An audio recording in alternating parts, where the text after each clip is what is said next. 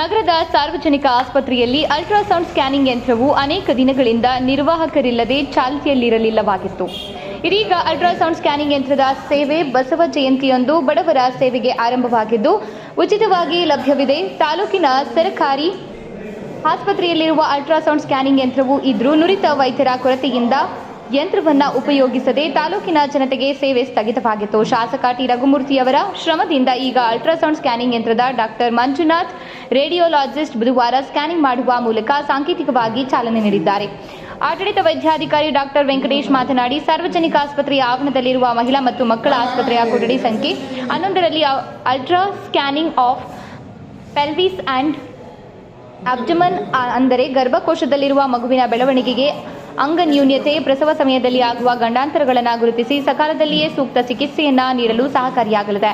ಸದರಿ ಸ್ಕ್ಯಾನಿಂಗ್ ಯಂತ್ರವು basic model ಆಗಿದ್ದು ಗರ್ಭಿಣಿಯರಿಗೆ ತಪಾಸಣೆ ಮಾಡಲು ಈ ದಿನ ಪ್ರಾರಂಭ ಮಾಡಲಾಗಿದೆ. ಇನ್ನು 4-6 ತಿಂಗಳುಗಳಲ್ಲಿ ಅತ್ಯಾಧುನಿಕ ಯಂತ್ರವನ್ನು ಮಾನ್ಯ ಶಾಸಕ ಟಿ. ರಘುಮೂರ್ತಿಯವರ ಮನವಿ ಮೇರೆಗೆ ಜಿಲ್ಲಾಧಿಕಾರಿ ಹಾಗೂ ಆರೋಗ್ಯ ಮತ್ತು ಕುಟುಂಬ ಕಲ್ಯಾಣ ಅಧಿಕಾರಿಗಳು, ಸಾರ್ವಜನಿಕ ಆಸ್ಪತ್ರೆಯ ಮುಖ್ಯ ಆಡಳಿತ ವೈದ್ಯಾಧಿಕಾರಿ ಮನವಿ ಮೇರೆಗೆ ಸದ್ಯದಲ್ಲಿಯೇ CSR ಅನುದಾನದಲ್ಲಿ ಅತ್ಯಾಧುನಿಕ ಅಲ್ಟ್ರಾಸೌಂಡ್ ಸ್ಕ್ಯಾನಿಂಗ್ ಬರುವ ನಿರೀಕ್ಷೆಯಲ್ಲಿದೆ.